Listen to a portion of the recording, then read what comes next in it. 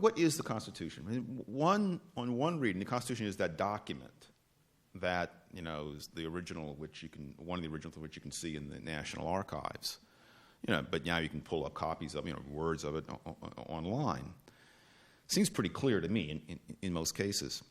But in fact, the law in America today, people's expectations, is that the national government has a perfect lawful ability to regulate whatever it wants in your home if it comes up with some, as lawyers say, colorable excuse to do so.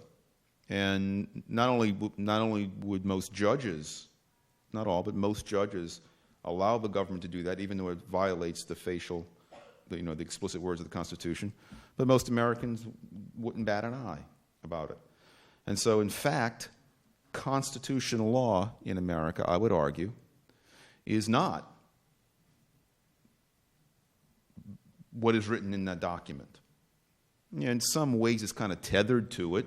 It evolved from it over the years, maybe, but the Constitution is not the law. The Constitution as it's written is not the law of the land.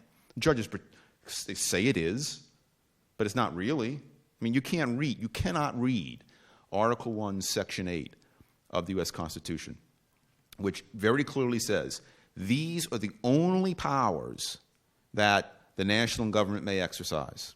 And modified a little bit by the amendments, but not much.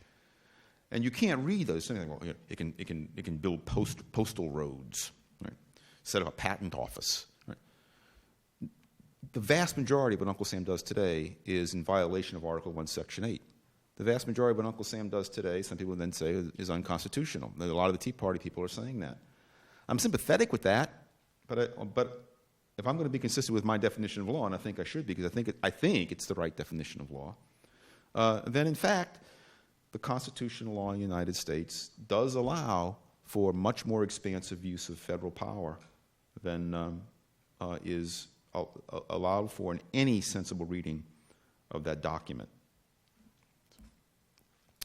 Look, one of the upshots, I'll conclude with this, one of the upshots of this view, which I admit is rather radical, of this view of law, is that ultimately what law is clearly doesn't come from the legislature. It doesn't come from the courts. It comes from the hearts and minds of people. And so to create a free society, you don't go to the legislature and you say, please, please treat us like free men and women, or even go to the courts. You act like a free man or woman. You teach your children to be free men and women. You talk to your neighbors about what it's like to be free men and women. You support organizations like FFF. Bumper did not ask me to say this. I'm serious. You support organizations like that who get out the message of what it is like to be a free man and a woman in a free society. It's only when people start believing and knowing what it's like to be a free man and woman and behaving in that way and expecting to be treated that way will people be free.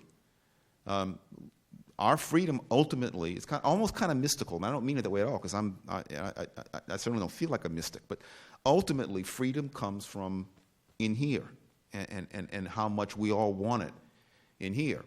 If people don't want it, or if too few people want it, we're not going to be free.